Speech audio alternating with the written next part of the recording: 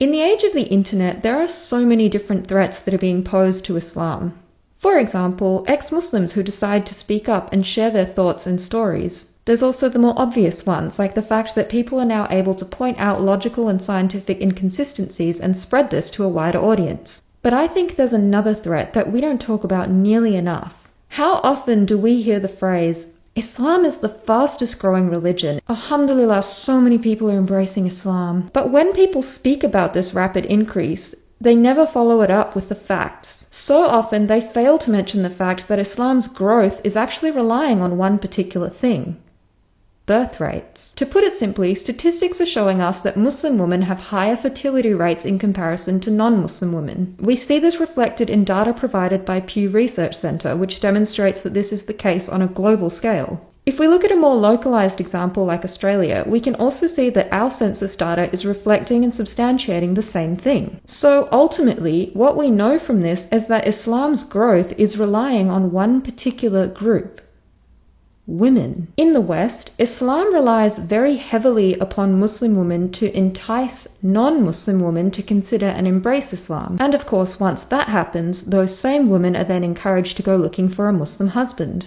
We can see this reflected in real-life examples of former converts who are now ex-Muslims. After speaking with her, I learnt about how when she became a Muslim, she was constantly faced with the pressure of finding a husband, settling down, and fulfilling her role as a good Muslim woman. Also explained to me that this went as far as her dropping out of college after finding a husband just so that she could have Muslim children and fulfill the role of a wife. We see very similar things in cases like Deborah's story. What I'm hearing from both of these women is that the one thing that really drew them into Islam and made them want to stay was other women, their kindness, their generosity, their relatability, and the way that they were able to paint Islam as something that women would love. So once again, we're seeing the exact same trend here. Islam relying on women to secure its growth. If you grew up a Muslim woman like me, I want to ask you this. How many of you were told that you couldn't move out of home, couldn't travel overseas, or do anything of the sort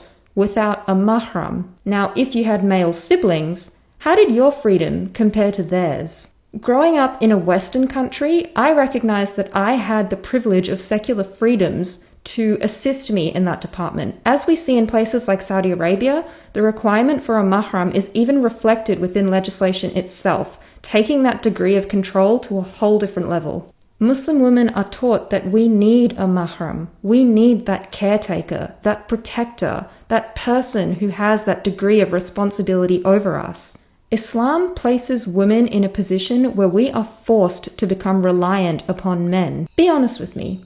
How many of you who are or were a Muslim at one point thought to yourself, I need to find a husband so that I can be free? I know that there was certainly a long period of time in my life where I was thinking like that. As many of us are aware, verse 434 clearly describes the requirement for women to be obedient wives. We are even told that we can be subject to physical discipline if we don't fulfill this obligation. In other words, the Quran itself is enabling and justifying gendered domestic violence. Then of course this is further substantiated within the Hadith. For example, we see that Muhammad himself explained that a man will not be asked why he beat his wife. We see Aisha herself remarking on the battered and bruised body of a fellow Muslim believer. We see Aisha explaining that she has never seen anyone suffering as much as the believing women. Now, of course, Dawah boys will tell us that even though the Quran explicitly explains that we are to receive half the inheritance of a man, this is in fact good for us, and Islam treats us like queens. They tell us that a man is responsible for caring and looking after his wife and children,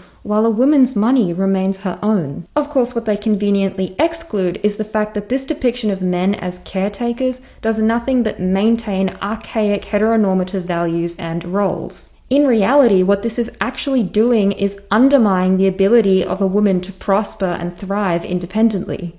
This degrades the capability of women as independent human beings and places unnecessary strain on men. The sexism and misogyny in this notion is so blatant. Muslim apologists will try to tell us that because men are required to provide women with a dowry in exchange for marriage, this explains the immense value of a woman. Truthfully and realistically, what the concept of a dowry actually does is make an attempt to quantify our worth as women, our worth as human beings. This depicts us as property, as an item that can be exchanged for gifts or money. Islam wants to pretend that women are something upon which you can place a price tag, when in reality, we are priceless. When we look at the concept of marriage, in addition to the fact that we can only marry Muslim men, there's also the issue that Muslim men can take 4 wives, whereas we are only permitted to have 1 husband. Within that marriage itself, Islam wants to pretend that we are fields, something upon which men can put forth their righteousness however and whenever they please. Islam tells us that if we deny our husbands the sexual gratification, that we will be cursed by the malaika, the angels.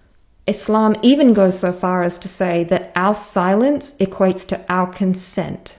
How can we even pretend that Islam isn't paving the way to marital rape? There's also the fact that Islam teaches us to shield our bodies away from the world. Islam teaches us that we are awra, that we are fitna. People will try to argue that Islamic modesty standards and requirement for hijab are also enforced upon men, but of course they'll conveniently exclude the fact that the degree to which men are expected to cover pales in comparison to the expectations enforced upon women. Islam tries to pretend that this is a way to prevent us from being sexualized and abused. Islamic apologists will tell us that we can be compared to wrapped and unwrapped candy, that we are jewels which need to be shielded in layers of fabric. All this done under the disguise of modesty. And of course, they conveniently fail to mention the incredibly high rates of sexual assault occurring in Muslim countries where women are covering. As we know, this even includes the holy city of Mecca itself. Apologists will brush over the implications of purity culture in practice. They will make no mention of the fact that this paves the way, justifies and substantiates rape culture and victim blaming. Islam tells us that women can never be successful leaders. Islam degrades our intelligence. It depicts periods as